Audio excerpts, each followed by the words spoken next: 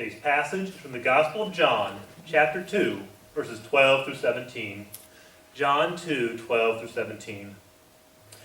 After this, he went down to Capernaum with his mother and brothers and disciples. There they stayed for a few days. When it was almost time for the Jewish Passover, Jesus went up to Jerusalem. In the temple courts he found men selling cattle, sheep, and doves, and others sitting at tables exchanging money. So they made a whip out of cords and drove all of them from the area, both the sheep and the cattle. He scattered the coins of the money changers and overturned their tables. To those who sold doves he said, "Get these out of here. How dare you turn my Father's house into a market?" His disciples remembered that it is written, "Zeal for your house will consume me."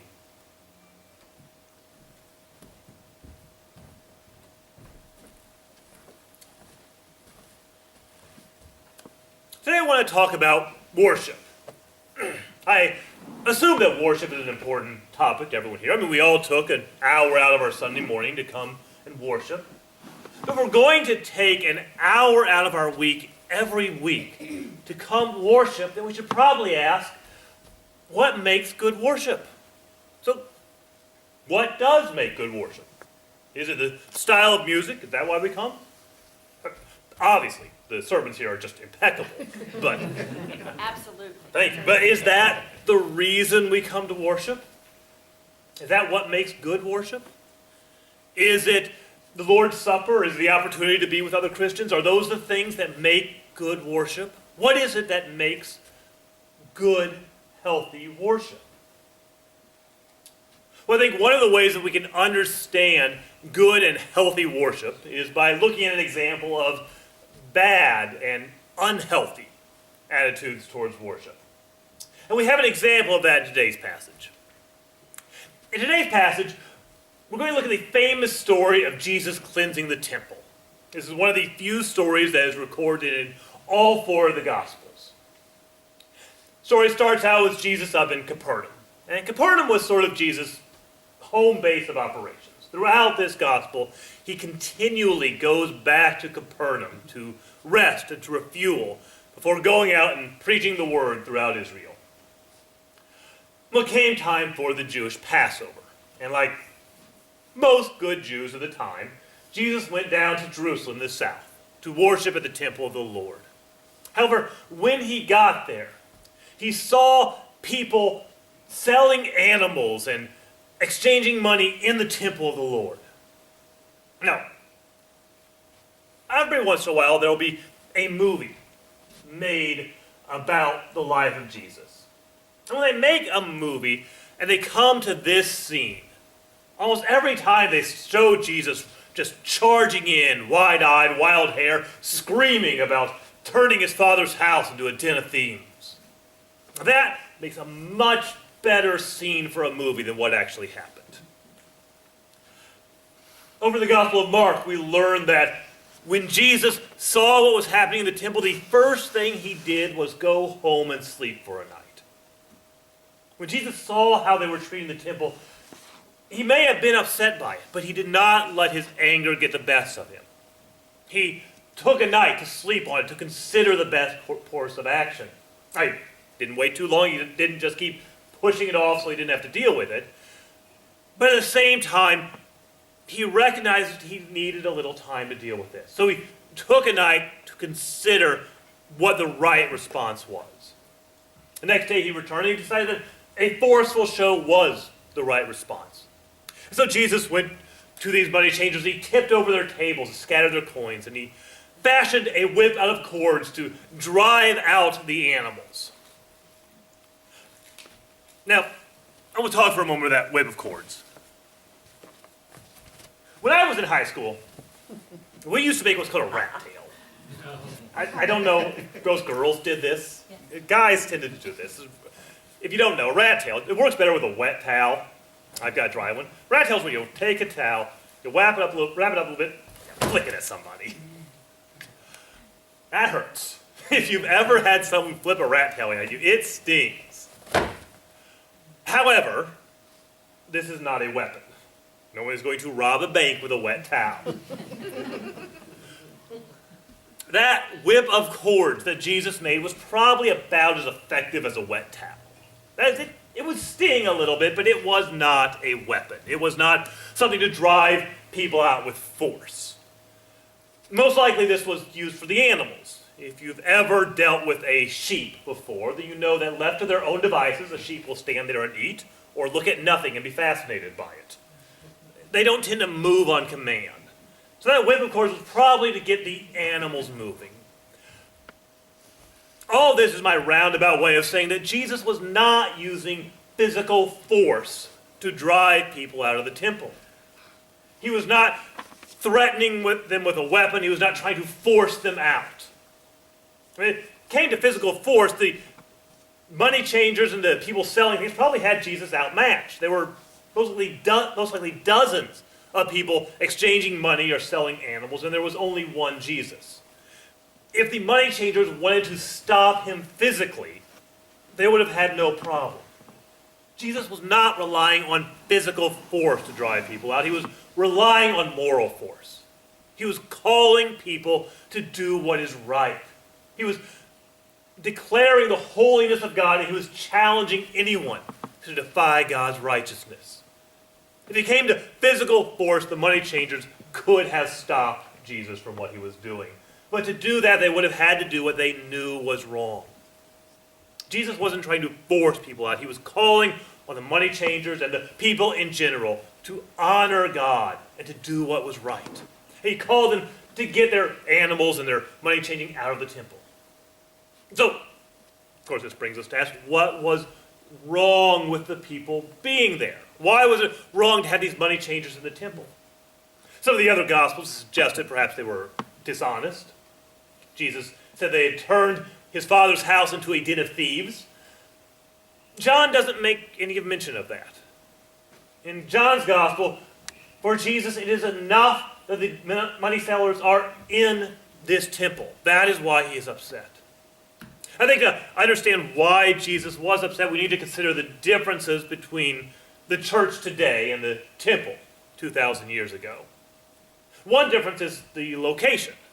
That is, there is nothing particularly holy about this spot. There's nothing about this one location that matters more than a spot across the road or down the street in Columbus or out in LA. We worship the Lord here, and that matters. But it's not this location that matters.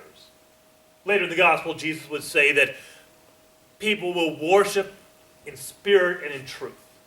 That is, it's not where we worship, it's that we worship in spirit. That was not true of the temple. Before Jesus died on the cross, the temple was the place to go to meet God. If someone wanted to worship the Lord, they went to the temple. And the only reason to go to the temple was to worship God. The Israelites believed that in the temple, God was more present than anywhere else in the world. A second difference is how we use the building. As you obviously know, we have set times for worship. If you show up here tomorrow at 2 a.m., the building will be empty. If there is someone here, they're probably trying to steal from us. That was not true of the temple. The temple was always open. At all times of day and night, people would come to worship. This was especially true during the Passover. In the Passover, people from around the world would gather at the temple to worship the Lord. All this means that as the people were worshiping God, as the people were coming to pray, there were others trying to sell them stuff. There were others exchanging money, selling things in the back of the room, and disrupting the worship. And so Jesus rebuked them for that and tried to drive them out of the temple. And I think in his objection to these money changers and these people selling things, Jesus had two issues. First was hypocrisy. The second was disrespect. First issue was hypocrisy. The people were not showing regard for the worship of the Lord. They were turning worship into a business. And these money changers might have said that they were providing a valid service. That is, people were coming to to Jerusalem from all over the world. And so they would need to change the money they had for money that the temple accepted as an offering. This needed to be done. However, they had so little concern for the worship of the Lord that they were doing this exchange in the temple. Instead of taking it to a marketplace, instead of taking it out to another building, they were doing these exchanges as people were trying to pray. They were turning worship into a business. I think that's still an issue we can deal with today. Now, obviously, we're not going to have money changers in the back of the room. But we can still treat worship as a business. We can still deal with hypocrisy in our lives. Hypocrisy is coming to worship when we're really after something else. Hypocrisy is saying we are coming to worship God, but really I'm trying to find a way to make money for myself. Hypocrisy is saying we're coming to worship, but really I just want people to see what a good Christian I am. Hypocrisy is saying we're coming to worship, but really having some other goal in mind. In clearing out the temple, Christ was calling us to clear out hypocrisy from our lives. That if we are going to worship the Lord, that should be our goal and nothing else. The opposite of hypocrisy is sincerity. Is coming with a goal to worship the living God and nothing else, to focus on Him. And I think what God desires most from our worship is sincerity.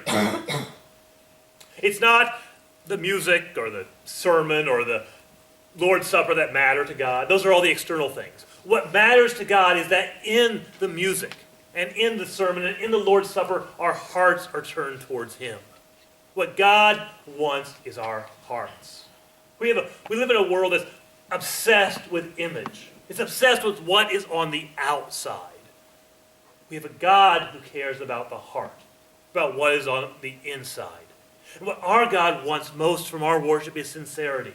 It's people who are seeking His face, who desire to know Him above all else. So first, Jesus was warning us about hypocrisy. Second issue was disrespect. These money changers and animal sellers were distracting people from worship. Around here, the 4-H fair is a pretty big deal. Now, we've had several kids who have been involved in 4-H. I know many of our adults were involved in 4-H as a kid. At the very least, I imagine most of us have been to the 4-H fair. We've been into the barns. We've seen the animals.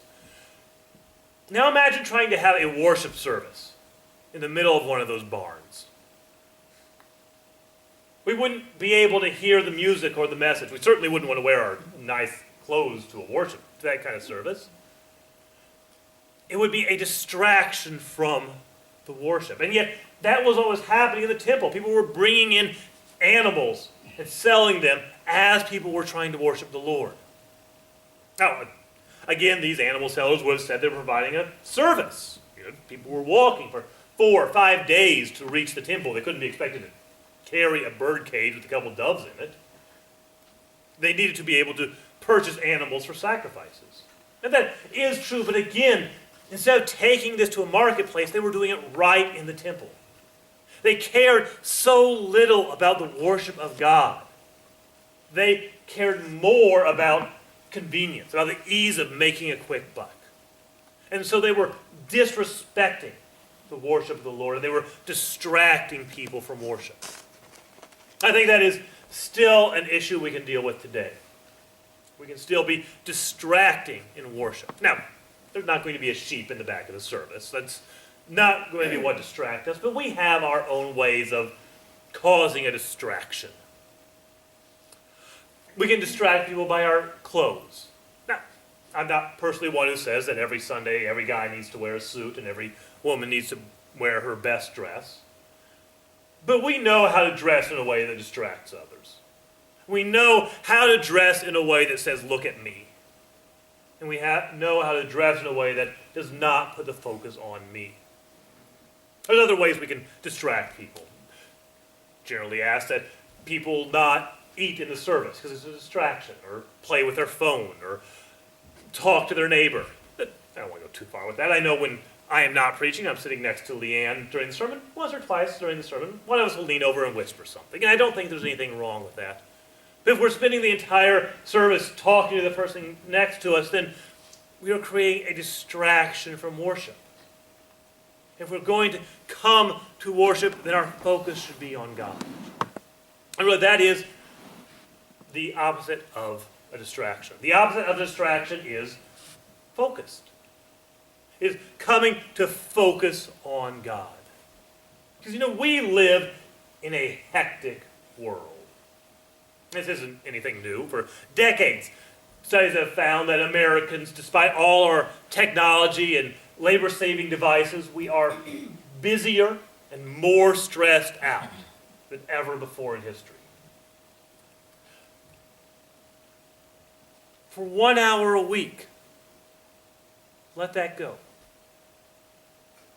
We have a lot going on. We have a lot on our plate. We always have a dozen irons in the fire. We are a nation of multitaskers. Because really, when we talk about distractions, the most effective distraction is in my own mind. I can distract myself better than anybody else. I can be sitting there appearing to worship God, and yet in my mind I'm thinking about doing my taxes and changing my tires and who's going to win the Super Bowl. And I've got all this other stuff going on. For 1 hour a week, let that go. And during that hour, the problems of the world are not going to vanish. I'm still going to have issues in my own life. I'm still going to have my own sins and the mistakes I've made, and there's going to be the mistakes of the guy sitting 2 rows behind me. There's still going to be political arguments and personal disagreements and all kinds of fighting throughout the world. For 1 hour a week, let that go. For 1 hour a week, come to worship the Lord and nothing else. And if you can clear out all the other stuff, you will find this to be one of the best hours of your week. You'll find it to be a time where you can meet God. You'll find it to be a time that can refresh you and re-energize you for the coming week. In that 1 hour, the problems of life are not going to vanish. For that 1 hour, we can let them go. We can come to worship the Lord and to meet Him. And when we do that, God will refresh us, revive us, strengthen us to deal with the week to come. Christ calls us to clear out the distractions and the hypocrisy of life.